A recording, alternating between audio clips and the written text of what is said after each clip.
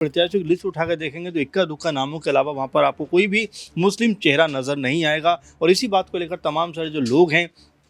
वही आरोप लगाते हैं कि आखिर बीजेपी जो है। से जब पत्रकारों ने सवाल पूछे तो उन्होंने लगातार यही कहा कि भारतीय जनता पार्टी हाईकमान के इस फैसले से मैं हैरान। नमस्कार, SPN 9 न्यूज आप देख रहे हैं, आपके साथ मैं हूं अक्षय अग्रवाल। स्वागत है तमाम दर्शकों का इस खास पेशकश में 2024 का चौकीदार कौन।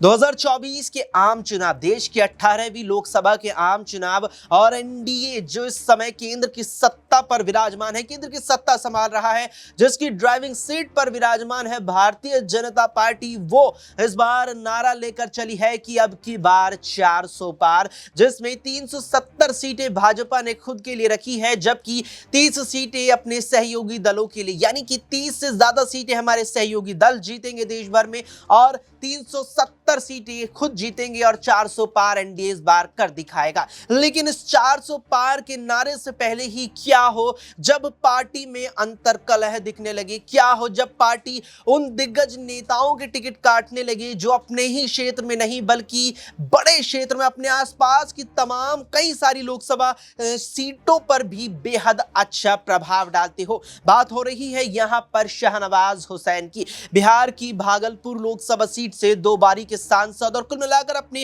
राजनीतिक करियर में 3 बार सांसद रहे हैं। बिहार विधान परिषद के भी सदस्य रहे, अटल सरकार में मंत्री रहे, बिहार में राज्य सरकार में भी मंत्री पद संभाल कर बड़े जिम्मेदारी अदा कर चुके हैं। लेकिन इस बार उन्हें नजरअंदाज किया गया और एक नहीं अनेक बार किया गया। साल की शुरुआत में जिस तरीके से नीतीश कुमार ने एनडीए गठबंधन में वापसी की तो कयास लग रहे थे कि शाहनवाज हुसैन को राज्य सरकार में मंत्री बनाया जा सकता है, लेकिन ऐसा नहीं हुआ। फिर राज्य से राज्यसभा सीटों के लिए उम्मीदवारों का चयन बीजेपी ने किया, वहां पर भी शाहनवाज हुसैन को दरकिनार किया गया और उसके बाद लोकसभा चुनावों को लेकर उन्हें लेकर आशंका जताई गई कि किशनगंज या फिर भागलपुर से बीजेपी उन्हें अपना प्रत्याशी बना सकती है, लेकिन वहां पर भी उन्हें झटका लगा। 40 लोकसभा सीटें जिस तरीके से बिहार में आती है, वहां एनडीए गठबंधन के तहत 17 सीटें खाते में आई बीजेपी की, लेकिन एक पर भी यहां शाहनवाज हुसैन का नाम देखने को नहीं मिला। और उस सब के बाद अब चर्चाएं हैं कि शाहनवाज हुसैन बीजेपी के इस फैसले से, बीजेपी आला कमान से बेहद खफा है और यहां चर्चाएं ये भी हैं कि वो एनडीए तो छोड़िए, बीजेपी भी छोड़ करके अब यहां कांग्रेस का दामन थाम सकते हैं। ऐसे में तमाम सवाल हैं शाहनवाज हुसैन को लेकर के, बीजेपी की नीति रणनीति को लेकर कर तमाम सवालों के जवाब न्यूज रूम में मौजूद अपने सभी सहयोगियों से जानेंगे। अमन जी, सबसे पहले हमारे सहयोगी अमन जी से जानेंगे कि अमन जी, शाहनवाज हुसैन बीजेपी के उन बड़े चेहरों में से एक, उन नेताओं में से एक जो कहीं ना कहीं बीजेपी पर जब विपक्ष आरोप यह लगाता है कि मुसलमानों को बीजेपी दबा कर रखते हैं, दरकिनार करती है, तो बीजेपी पर इस आरोप को कहीं ना कहीं बचाव शाहनवाज हुसैन जैसे नेता करते हैं, लेकिन अब वाकई में लगातार दरकिनार किया गया। इस साल चाहे विधानसभा चुनाव से पहले यहां नीतीश की सरकार, जब एनडीए की सरकार बनी, वहां मंत्रिमंडल में जगह ना देना हो, यहां फिर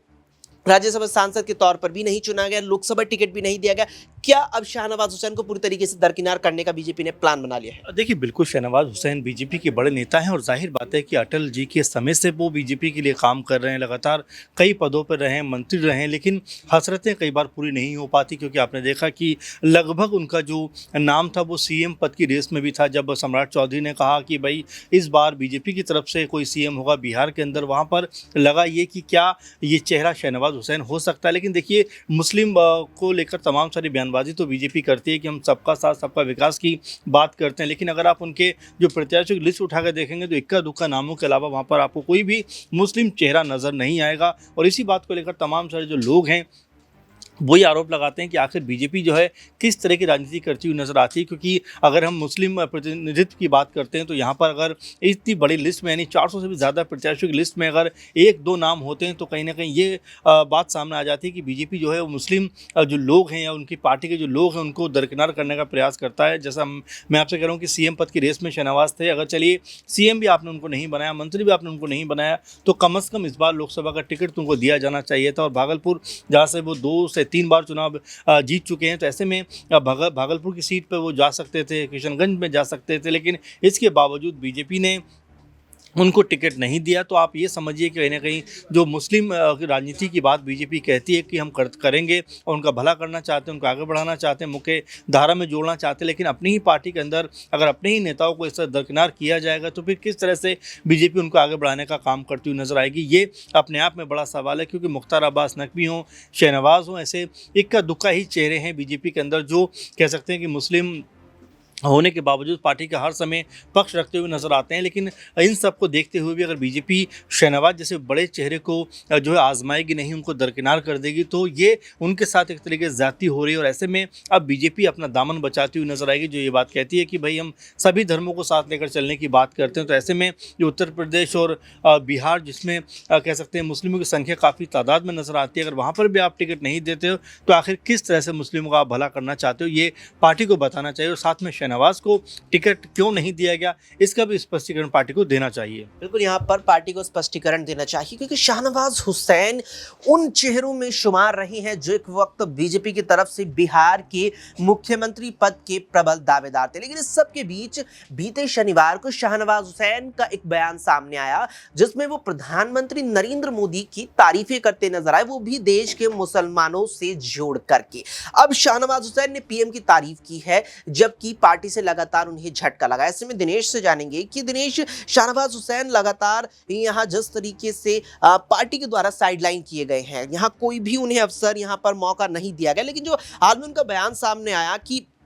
देश के मुसलमानों के लिए पीएम से बेहतर कोई नहीं हो सकता, क्या उनके बयान का मतलब यह है कि वो अपनी नाराजगी छिपा रही हैं? देखिए, जिस तरीके से अक्षय इस पूरे घटनाक्रम में हमने देखा कि लगातार शाहनवाज हुसैन से जब पत्रकारों ने सवाल पूछे तो उन्होंने लगातार यही कहा कि भारतीय जनता पार्टी हाईकमान के इस फैसले से मैं हैरान हूं, लेकिन निराश नहीं हूं, क्योंकि मुझे कहीं ना कहीं ऐसा लग रहा था कि बीजेपी संगठनात्मक रूप से कुछ परिवर्तन करना चाहती है और उसी को देखते हुए ये फैसला किया गया है। फिलहाल आपको बता दें कि जिस तरीके से इंडिया गठबंधन में तमाम